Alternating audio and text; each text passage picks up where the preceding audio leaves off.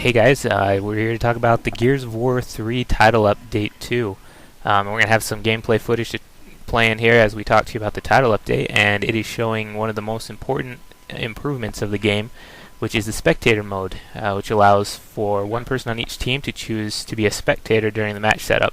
So that will allow games anywhere from 1v1 to 4v4 to have spectators in it, which is awesome. So enjoy some gameplay while we talk about the other points of the title update. Let's see, a few of the medals, the leader and vengeful medals, are quite easier to acquire. They basically cut the requirements for those medals down by 2/3. Quite a bit easier, along with the roadie comet mutator and the region enemies mutator. Those are easier to acquire as well. There's an option to disable the HUD during multiplayer games, and that would be for guys like us that are making videos and spectating and such.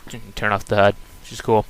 Another big one is there's a visual indicator for Koth, King of the Hill, where the ring is going to go next. So during the last 10 points of the current ring, an indicator will pop up over the next location.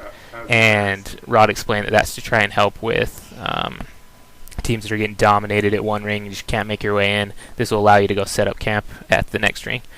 There was a few exploit fixes. We'll just read over those real quick. The Onyx Field Engineer medal can no longer be prestiged. And Capture the Leader, the overhead beams on Dry Dock are no longer accessible. So those are the two beams on each side of the bridge that goes down the center of Dry Dock. And people were using that as an exploit in Capture the Leader, so you can no longer get out there in Capture the Leader only. And another big one, when you're affected by a smoke grenade stun, you will no longer be able to take a hostage, pick up a weapon, or revive teammates. So that's actually a pretty big change. Let's see here. General fixes to the game. If there's a host migration during Horde, the match will resume at the same wave, which is cool. Combat Engineer ribbon can be achieved once per wave instead of once per game in Horde, which is a huge improvement. The ranked disconnect stat will no longer increase when quitting a standard Horde or Beast game, which makes sense. The cringe from the mortar will no longer cause players to drop their primary weapons. And I never actually saw that one happen, but that would be terrible to have that happen to you.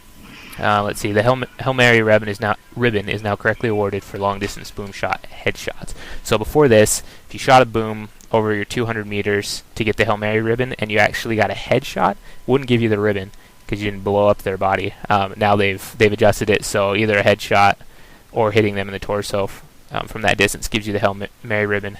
And I would love to see some footage of Hail Mary headshots. So if you have any, send it in. It's sweet. Let's see. Oh yeah, and the map rotation is random but in a list format, so you won't get the same map one right after the other one. Not a chance of getting gridlock and then gridlock again and then gridlock again. So it'll set up a list randomly and then play through it. You know, guys, I think that pretty much sums up the title update 2. We have a great team of guys working at Epic, so show your support by going to the forums and thanking them for the changes they've made, for giving us spectator mode and all these great changes. Incredible to have a team of guys working on a game like this for us.